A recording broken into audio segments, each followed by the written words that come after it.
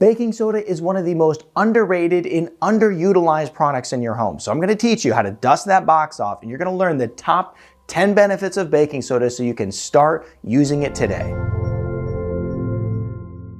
Hey Wellness Warrior, I'm Dr. Zyrowski, and it's so cool when we can take an inexpensive product like baking soda that sits on the shelf in your home, hardly being used, and really start utilizing it for multiple purposes. So let's go ahead and dive right in, and let's talk about itchy skin first. And as I go through every one of these, I will teach you how to actually implement it and start using it. So itchy skin. So if you're somebody who goes outside, you get some bug bites, you get a bee sting, or maybe you even get a sunburn, you're gonna get some itchy skin, some irritation, and what you can use is baking soda in order to calm that down. And so how would you do that? Well, would you just dump some baking soda on your arm? No, you wouldn't.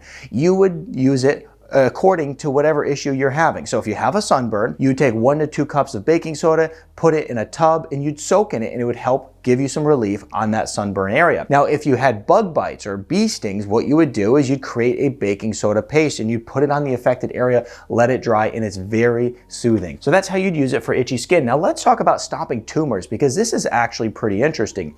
As we look at the literature, one thing we know is that tumors thrive in acidic environments. They grow in acidic environments. So in order to actually counteract that, what you can do is you can use baking soda to stop that high acidic state in your body. And how would you go about utilizing this? Well, simple. You take about a 1/4 teaspoon of baking soda, mix it with some water, and you would drink it. And it would help calm down the acidity within your body. Now, you wouldn't want to drink this, and this is important, don't drink this with meals. You want to drink it about 1 to 2 hours away from meals, simply because it could have a negative impact on your digestion. So it's going to help stop the tumor growth. Now, next is it's going to help stop heartburn. This is something that many people struggle with. So many people turn to antacids, but the fact is you can actually have a natural heartburn remedy. You take about a 1/4 teaspoon of baking soda, mix it with water, drink it, and it'll really calm down that heartburn so you can get away from using all those antacids. Now, that's the heartburn. Now let's talk about your kidneys, because this is pretty interesting.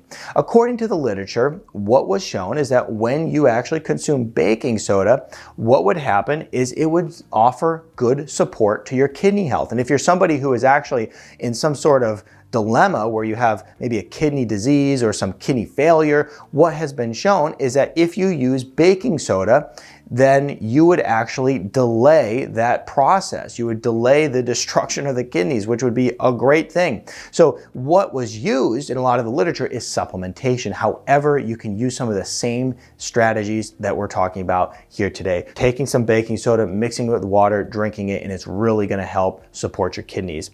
Now, it's gonna help increase exercise performance. Well, why is this that it would help with your exercise performance? It's pretty interesting, actually. As you're exercising, you start producing something called lactic acid. This lactic acid builds up and it gives you that burning feeling. And that's why you get really sore after exercise. Well, one of the reasons anyway. And so if we actually want to slow down that muscle fatigue and slow down that lactic acid buildup, we can utilize baking soda in order to accomplish this. So go ahead, mix some baking soda in with your water, drink it before your exercise, and then it's gonna help increase that performance. Now let's talk about a veggie wash, because this is also a really great way in order to use baking soda in your home. So you get those veggies from the store, you get the fruit, the vegetables, you bring them home, they've been covered with herbicides and pesticides, and they have wax coatings on them and every other weird thing. Well, what you wanna do is get all that stuff off. So you can fill your sink up with water, put about a cup of baking soda in, you can even add in a little bit of apple cider vinegar, and sometimes even a little bit of essential oil, maybe a few drops of lemon essential oil.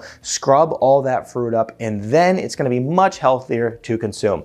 Now, you can also use baking soda as a mouthwash. It's really good. And one of the things that's so unique about baking soda is it doesn't just cover up odors, it actually absorbs them. So if you want to have a good fresh mouth, what you can do is take about a 1/4 teaspoon of baking soda, mix it with water, swish it around in your mouth for a minute, spit it out, and then it makes a great mouthwash. So you don't have to use all those Listerines and those things that are actually really horrible for you. You shouldn't be using them to begin with.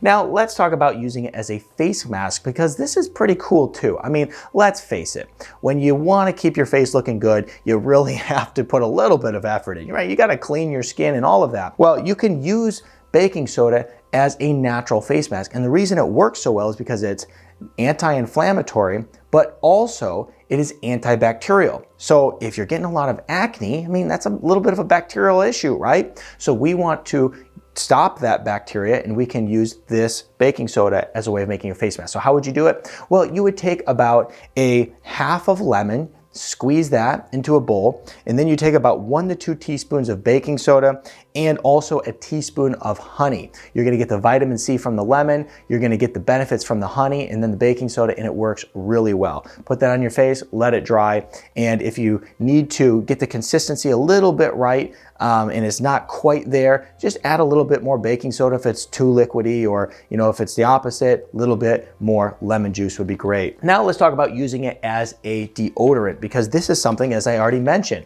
baking soda doesn't cover up odors, it absorbs it. So if we want to make a natural deodorant, here's what you have to do. You have to take about 4 tablespoons of baking soda and you mix that with 4 tablespoons of cornstarch. And then you're going to use about 6 tablespoons of coconut oil. And after that, you can put an essential oil in it in order to have it smell any way you want. So you mix that all up and you have yourself a natural deodorant. Now, I have done this in the past, and I will tell you that I prefer to actually go and use some of the stuff that, many of these natural deodorant companies make, because they seem to do a pretty good job at it at this point. Back in the day when it was hard to find a natural deodorant without all the chemicals in it, I would do this, but like I said, things have come a long way. And if you're not familiar why you would even want to do this in the first place, the whole reason is because many of the deodorants have many toxic chemicals in them. And so what you want to do is get away from those, because you do not want to be putting that into your armpit when it's full of chemicals. I mean, one of the most common areas that women get breast cancer is in the upper outer portion of the breast tissue, okay? Well, that just happens to be where you're smearing deodorant, and for many, many years, a lot of harsh chemicals were in it, and still today, you have to watch out for them. So that's why a natural deodorant is an absolute must. Now let's talk about a toothpaste, okay? Well, this one's pretty simple. You simply wet your toothbrush, put some baking soda on it, and it's a great way to whiten your teeth. It has a little bit of abrasion in there to help knock some of that yellow smile away, and it's a great way to save money, because the fact is a lot of these teeth whitening strips and all this stuff, they get really expensive. So baking soda is your answer here, and baking soda is your answer for a lot of different things in your home, as you can see. I hope you enjoyed this video. If you like this one, I think you'll really like this one over here next.